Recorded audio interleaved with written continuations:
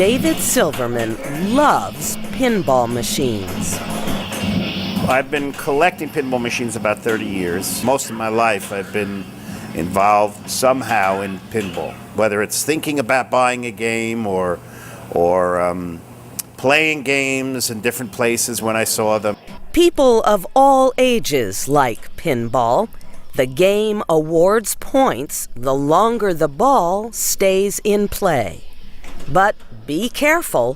One wrong move and the ball drops, ending the game. Today, Silverman owns the National Pinball Museum in Washington. He says his interest started with a game he played in Spain 30 years ago. And that game, fortunately or unfortunately, started me on this collecting phase, which was not with the intention of doing anything but playing the game. I don't know what happened. I just kept buying games, and it really is a blur. It's like almost 30 years of a blur, but today the blur has ended at about 900 games. Silverman says he got serious about pinball 15 years ago.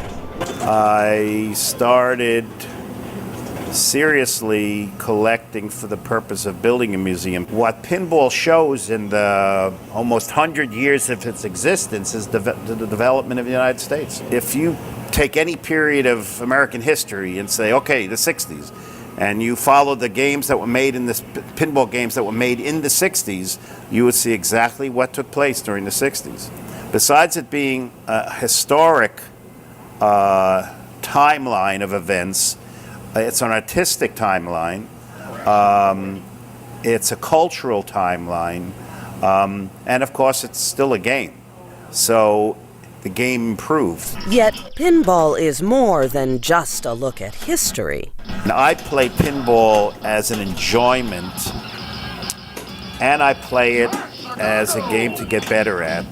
So I play it with seriousness, and I play it with fun. To me, a good portion of the excitement of a pinball machine is what the sound is.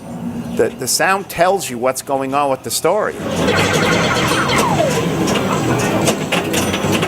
If it's just a huge jumble of noise, then you have to be a hell of a lot better pinball player than I am, because I really want to hear what's going on. It tells me I have done something, it tells me you missed it.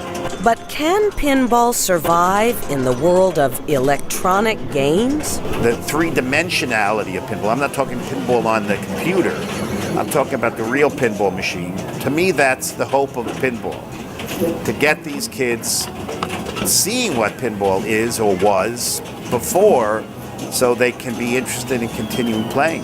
One of the many points of this museum was to start a little fire under people in terms of not just seeing pinball as a game to play, but as pinball, a piece of historic art.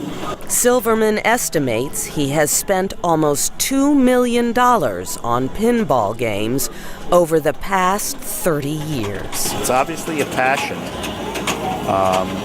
I'm hoping to make a passion of a lot of other people. David Silverman says his investment is in history and the love of the game. I'm Barbara Klein.